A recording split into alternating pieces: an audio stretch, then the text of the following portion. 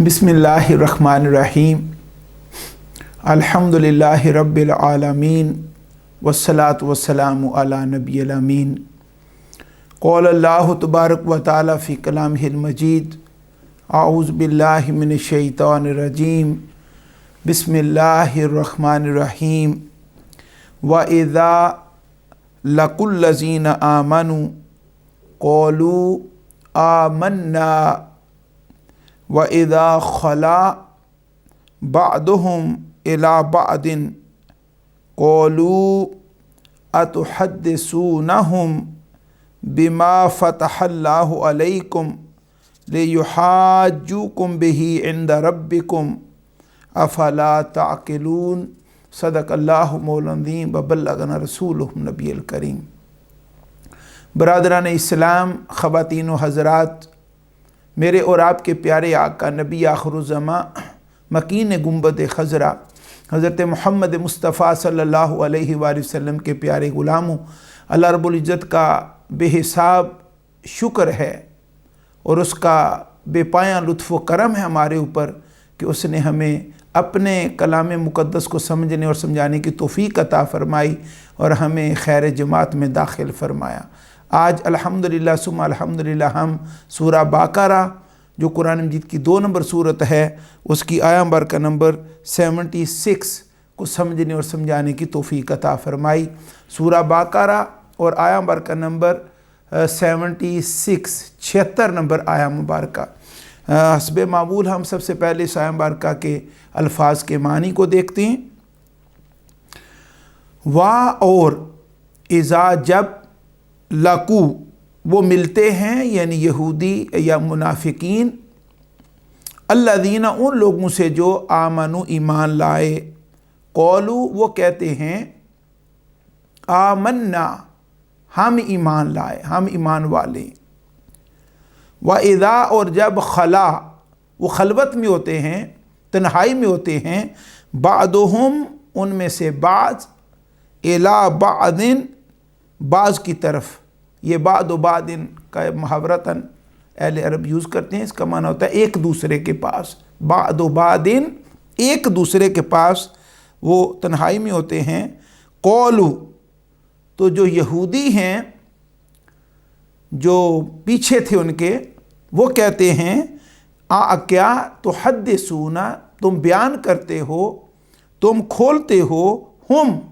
उनके सामने यानी अहले ईमान के सामने, बिमा जो फ़तहा खोला है अल्लाह ताला ने अलैकुम तुम पर, ले युहाज्जूकुम ताकि वो तुम्हारे ख़िलाफ़ दलील पकड़ें, हुज्जत पकड़ें, बही इसके साथ जो तुम बयान करते हो उनके सामने, इंद रब्बिकुम तुम्हारे रब के हुजूर, तुम्हारे रब की बारगाह में, तुम्हारे रब के पास। क्या फापस ला नहीं ताक़िलून तुम अकल रखते, समझ रखते। ये 76 नंबर आया मुबारका के अल्फाज के मानी थे। अब हम इस आया मुबारका को तफसीरी हवाले से देखते हैं। जैसा कि हमें मालूम है पिछले दुरूस में और पिछले लेसन्स में कि ये 40 नंबर आया मुबारका से कौम यहूद का ज़िक्र जारी है। मदीना पाक के यहूदियों को बिलखुसूस और बिलअमूम फिर पूरा आलम यहूदियत को एड्रेस किया गया इस मकाम पर। और ये आया मुबारका यानी आज यानी पिछली आया मुबारका में जो जुम्मतुल मुबारक में गुफ्तगू हुई उसमें आया मुबारका नंबर 75 पर इसमें अहले ईमान को अल्लाह रब्बुल इज़्ज़त ने ख़िताब फरमाया कि क्या तुम ये आरजू करते हो, अफ़ततमाऊन, पिछली आया मुबारका में, कि तुम ख्याल करते हो कि ये ईमान ले आएंगे, तुम्हारी बात मान लेंगे, हालांकि ये तो इतने बिगड़े हुए हैं, ये किस तरह हक़ की और सच की तरफ आ सकते हैं कि ये तो अल्लाह ताला के कलाम को जो तौरात की सूरत में अता हुआ उसको सुनने के बावजूद उसको सुनते हैं अल्लाह के कलाम को, लेकिन फिर भी उसको तब्दील कर देते हैं, अपनी मर्ज़ी की अल्ट्रेशंस करते हैं, अल्फाज को बदलते हैं और अपने मज़मूम मकासद को हासिल करने के लिए और हराम का माल हासिल करने के लिए। ये पिछली आया बरका का मज़मून था। तो इसके साथ एक और इनकी کیفیت اور ان کا ایک اور معاملہ یہاں اس آیہ مبارکہ میں ڈسکس ہوا کہ وَإِذَا لَقُوا الَّذِينَ آمَنُوا قَالُوا آمَنَّا۔ مفسرین نے بیان کیا ہے کہ یہ مدینہ پاک میں جو منافقین تھے وہ اور گروہوں میں سے بھی تھے، یعنی کفار وغیرہ میں سے بھی تھے، لیکن مین یہ ان کا اوریجن یہودیت تھا۔ یہ جن کی بات ہو رہی ہے مفسرین نے بیان کیا ہے کہ یہ پیچھے سے ان کا اوریجن یہ یہودی تھے، ان سے نکل کر یہ اسلام سے متاثر ہو کر ادھر آئے تھے۔ تو جب اہل ایمان سے آ کے ملتے، اہل ایمان کی مجالس میں آتے، یہ منافقین جن کا اوریجن یہودیت تھا، تو ان کے ہاں اپنا اعتماد بحال کرنے کے لیے اور اپنا ٹرسٹ قائم کرنے کے لیے کہ ہمارے بارے میں کوئی شک نہ کریں اور ہمیں اپنے جیسا اہل ایمان جانیں، تو اپنے اعتماد کو بحال کرنے کے لیے جب اہل ایمان کے پاس آتے تو ان کو بتاتے کہ قرآن مجید میں اللہ رب العزت نے حضور علیہ السلام کی یہ شان بیان کی ہیں، اہل ایمان کی یہ شان بیان کی ہیں، قرآن مجید کی یہ شان بیان ہوئی ہے۔ یعنی جو تورات میں وہ سنتے تھے خبریں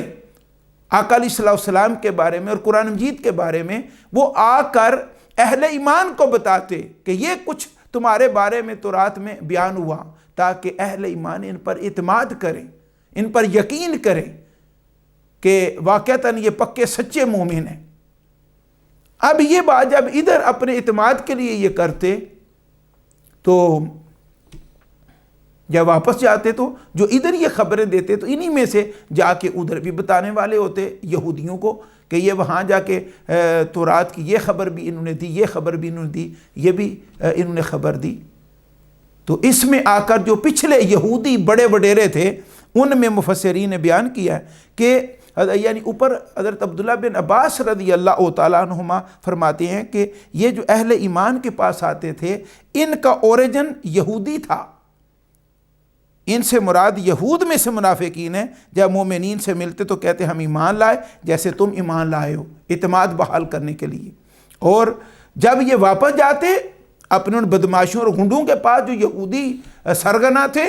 جن میں کعب بن اشرف، وہب بن یہود یا دوسرے رؤسائے یہود مالدار جو یہودی تھے، ان کے پاس جب جاتے تو وہ پھر ان کو لان تان اور ملامت کرتے، کیونکہ ان کو خبریں پہنچ جاتی کہ انہوں نے جا کر وہاں پر تورات کے متعلق کیا کیا بیانات دی ہیں اہل ایمان کے ہاں اپنا اعتماد بحال کرنے کے لیے۔ تو اس پر جب وہ لان تان کرتے تو اس کا یعنی اللہ رب العزت نے اس چیز کو مینشن کیا کہ جب وہ آپس میں خلوت میں ہوتے ہیں، یہ منافقین اور جو رؤسائے یہود، یہ بڑے وڈیرے جو یہود کے، جب یہ خلوت میں ہوتے، تنہائی میں ہوتے، تو وہ پھر ان کو لان تان کرتے اور کہتے وَإِذَا خَلَا بَعْضُهُمْ إِلَىٰ بَعْضٍ، جب وہ ایک دوسرے کے پاس ہوتے قالوا، تو وہ رؤسائے یہود کہتے، بڑے یہود کے کہتے أَتُحَدِّثُونَهُمْ، کیا تم ان مسلمانوں کو بیان کرتے ہو بِمَا فَتَحَ اللَّهُ عَلَيْكُمْ، جو اللہ تعالیٰ نے اہل ایمان مسلمانوں کے بارے میں اور نبی اکرم نور مجسم حضرت محمد مصطفیٰ صلی اللہ علیہ وسلم کے بارے میں جو کچھ تمہیں خبریں دی ہیں، تم جا کر مسلمانوں کے سامنے بیان کرتے ہو؟ تمہیں سمجھ نہیں آ رہی کہ جب قیامت کے دن جب اللہ رب العزت کے حضور ہم پیش ہوں گے اور ہمیں کہا جائے گا تم میرے حبیب حضرت محمد مصطفیٰ صلی اللہ علیہ وسلم تمہارے درمیان موجود تھے، میرا قرآن اتر رہا تھا، رب کریم فرمائے گا، تو اس وقت ہم تو سیدھا کہیں گے ہمیں پتہ ہی نہیں چلا۔